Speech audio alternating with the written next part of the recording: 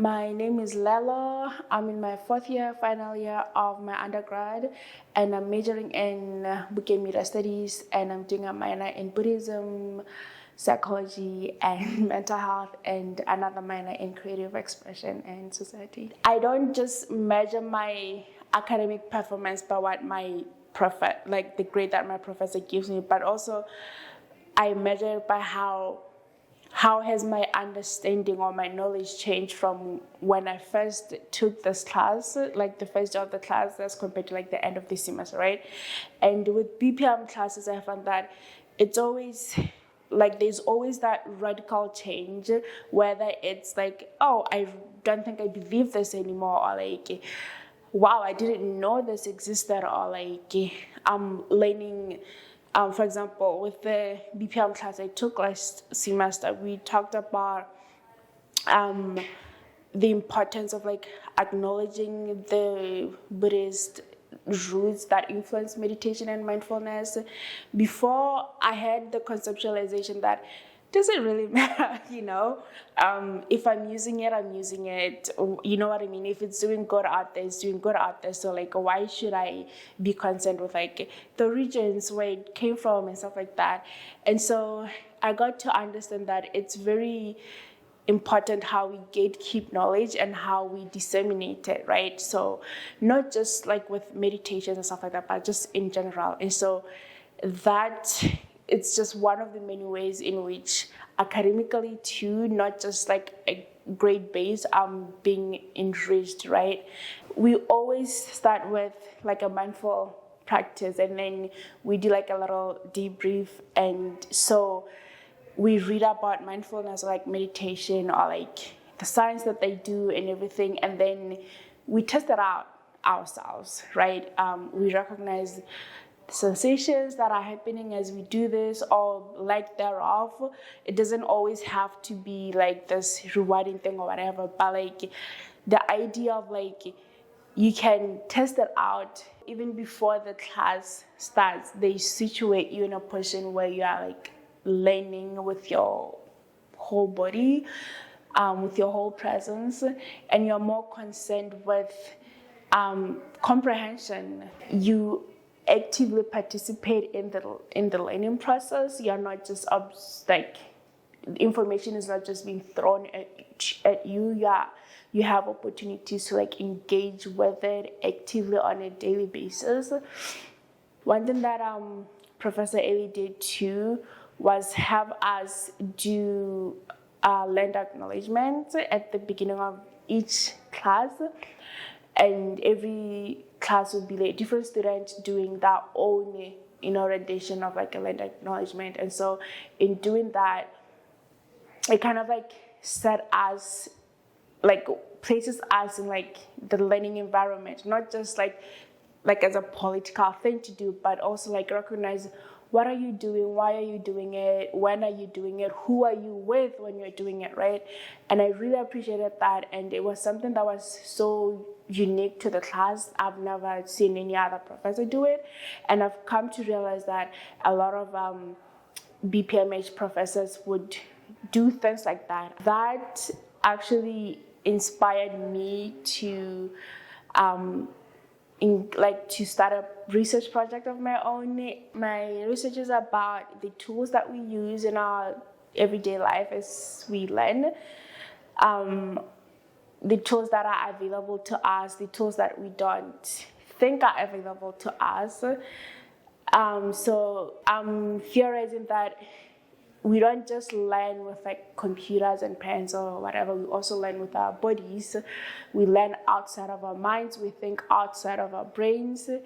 And so I'm researching, in that sense, I'm researching the quality of education in Southern Africa, because Sub-Saharan Africa has one of the lowest quality of education in the world. So I'm hypothesizing that it's not that they have a low quality of education, they just have a different education systems that brings out, I guess, different results. And so when you're comparing that with the rest of the world, obviously there's going to be that kind of like hierarchy, but it doesn't necessarily mean that the education quality is low. It just means that it's different. And so I'm talking with teachers, with students, and with parents as stakeholders of education systems. My research supervisor, she has an indigenous background, and so she has been teaching me a lot about indigenous methods of research and stuff like that.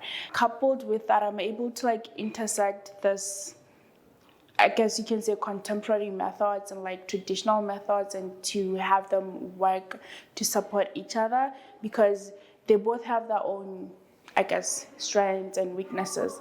But when I put them together, I'm creating something new. The way that I landed in choosing BPMH as one of my minors was a few years ago. I got diagnosed with bipolar, and so through that process and just like having to navigate mental health and everything, I always felt like my doctors were putting me in a box, and they were not looking at me as an individual with like my own experiences, and they were just quick to just like put me in a box and label me and give me like all these prescriptions and everything. And I just felt like I needed to have the knowledge of like what was happening to me and what other ways can I guess, attend to my mental health. And so as I looked through the roster of the U of T calendar, I saw this program, and I liked how the description of it was like approaching mental health and just like psychology in general in a holistic way, and just not basing it off just on like medication or like this is what science is saying, but more like what are the lived experiences and what also contributes to mental health beyond just like, I don't know, like the chemicals in your body and stuff like that. So in terms of like the spirit and like your cultural beliefs or religious beliefs. And so it really resonated with me personally in that, and I just got excited to like, I can actually use this in my everyday life and get a degree at the same time. And it's like placing me at the forefront of my mental health. Since then, I was able to get off my medication and start attending to my mental diagnosis like without the use of medication. Because of the education that I got from the program, I supplemented that with like my doctors, and then we found a new way of like, treating me. And so it is very much applicable, not just in the past, but even now, because I've been off my meds since I started taking the program. And I've been able to maintain stability, and I've been able to take care of my mental health without using medication, but because I'm like engaging with the research, with my professors, I'm not just like learning to get a grade. I'm actually learning to have a well-being, right? So I feel like I'm in charge of my learning, but also like supplementing my well-being as well. So they kind of like feed off each other. So other than that, just the friendships I have developed in the program, because like I said, you really get to connect with your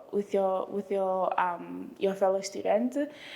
And it's something so refreshing, because like at U of T, you hardly ever meet the same person again, So when we are learning in that qualitative way, and you get to connect with somebody and you become friends beyond the classroom, regardless of whether you're in the same program or not, it's very satisfying, and it doesn't make learning so individualistic, I guess. And when you're taking a BPMH class, you start off like, I want to get a grade in this class. But then as you're learning, it becomes more than that. It becomes a part of your life, right? And you get excited, and you seek it out, right? And you don't just seek the program out, but you seek like the teachers, the professors, you seek out that research, what they're doing next and stuff like that. And so I think because it's more than just getting a grade. It's satisfying in that because, like, you know, you're paying a lot of money for your tuition. It takes a lot of like mental effort to like do the assignments and everything. But when you're actually inspired to learn, all of those things, they seem so minor. They're like secondhand rewards to what you're actually gaining from the program, right? And it's that's very hard to do in like other classes where, you know, the focus is just like the teacher is there and just like teaching you, right? But they're not making that space for us students to connect with each other.